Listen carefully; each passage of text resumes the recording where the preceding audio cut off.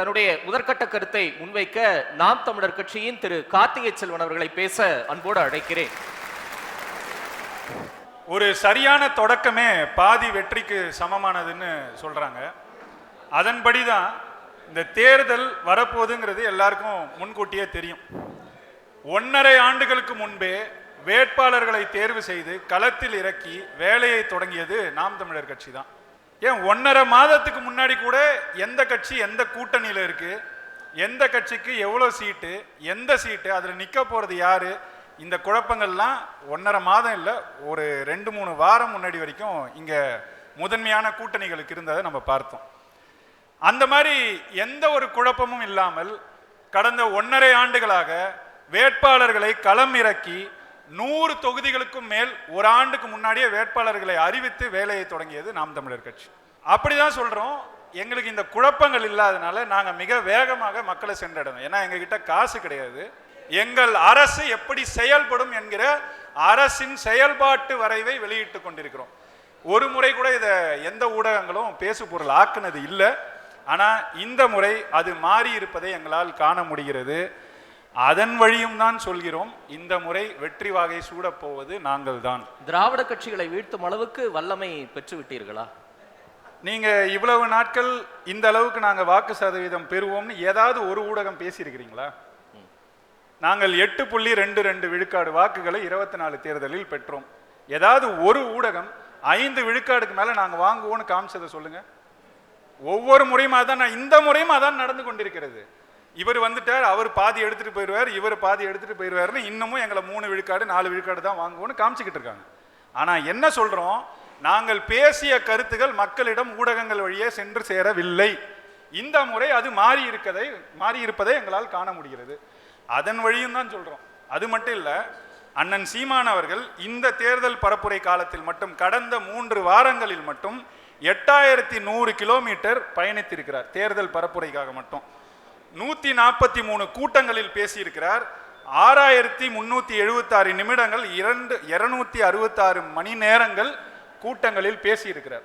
அப்ப அவ்வளவு கருத்துகள் இங்க பேசப்பட்டிருக்கு. இது ஊடக சந்திப்புகள், நேர்காணல்கள் இதெல்லாம் இல்லாம வெறும் மக்களை சந்தித்த கூட்டங்களில் எங்கள் கருத்துகள் எப்பவுமே கொஞ்சம் முன்கூட்டியே நாங்க சொல்றோம். ஒரு செய்தி எடுத்துக்கோமே, இங்க எல்லாரும் பேசி முன்பு கேலி செய்த செய்தி தான். நெய்தல் படை அமைப்போம் அப்படின்னு சீமான் சொல்றாரு. அது எப்படிப்பா அமைக்க முடியும் அப்படின்னு சொல்லி இங்க இருக்கிற முதன்மையான கட்சிகள் கேலி செய்தன.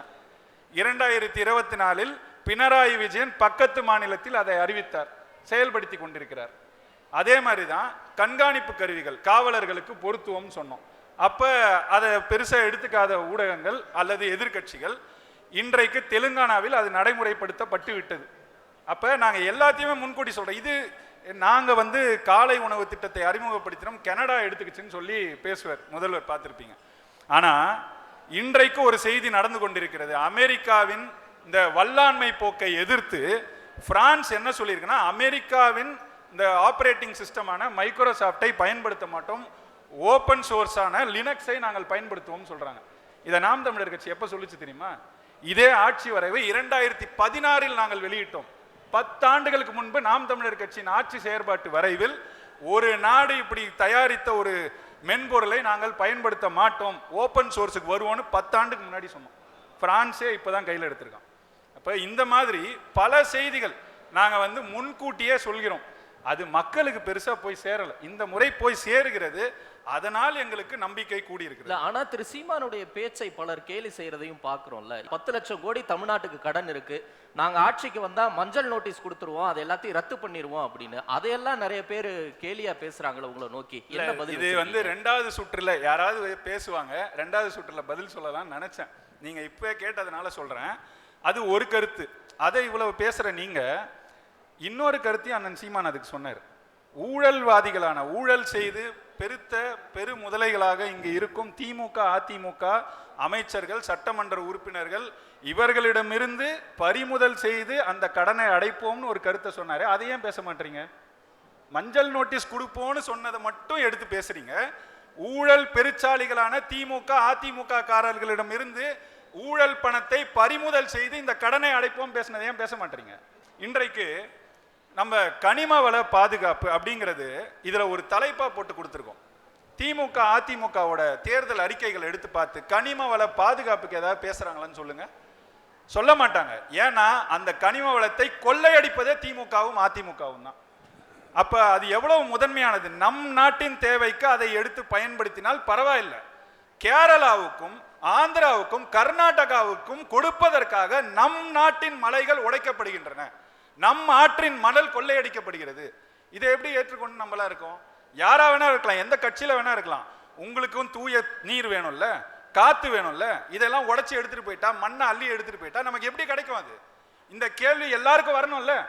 திமுக காரர்னா என்ன, அவருக்கு தனியா வேற காத்து வரப்போதா என்ன, இல்ல வேற தண்ணி குடிக்க போறாரா என்ன? இப்ப இந்த கருத்தை முன்வைப்பது நாம் தமிழர் கட்சி மட்டும்தான். வைக்கிற தார்மீகமும் எங்களுக்கு மட்டும்தான் இருக்கிறது. அதனால் சொல்கிறோம், எங்களை நம்பி வாக்கு செலுத்துங்கள். இரண்டாவது, இங்க ஊழல் கையூட்டு இது திட்டத்தட்ட தேசியமயமாக்கப்பட்ட நிலையில தான் இருக்கு. அதை பத்தியும் சொல்கிறோம். ஊழல் கையூட்டு பெற்றவர்களுக்கு அவர்கள் தலைமுறைக்கு 2-3 தலைமுறைக்கு அவர்களுக்கு அரசு பணி கிடையாது, அவர்களுக்கு அரசின் சலுகைகள் கிடையாதுன்னு சொல்றோம். ஒரு திமுக அதிமுக காரரை இதை சொல்லுங்க பார்ப்போம். இது வரைக்கும் ஏதாவது தேர்தல் அறிக்கையில் இதை பத்தி பேசி பார்த்திருக்கீங்களா நீங்க? ஏன்? ஏன்னா அந்த ஊழல்வாதிகளே அவங்க தான். அதை எப்படி அவங்க போடுவாங்க? அப்ப இந்த மாதிரி கருத்துக்களை முன்வைத்து ஊழல் கையூட்டு ஒழிப்பை அறவே இல்லாத ஆக்க வேண்டும் என்கிற நிலையை ஏற்படுத்துவோம். நாங்க சொல்றோம்ல, அதற்காக எங்களை நம்புங்கள்னு சொல்றோம்.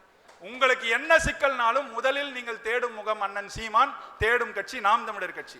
போராட்டத்துக்கு வர நாங்க அரசாவே நாங்க இருந்தா உங்களுக்கான திட்டங்களை, உங்களுக்கான செயல்பாடுகளில் எப்படி இறங்குவோம்னு உங்களுக்கு தெரியும். அதற்காக சொல்கிறோம், எங்களை நம்புங்கள், எங்களுக்கு வாக்கு செலுத்துங்கள்னு. மீண்டும் 2வது சுற்றில் சந்திப்போம். நன்றி. நன்றி திரு கார்த்திகை செல்வன்.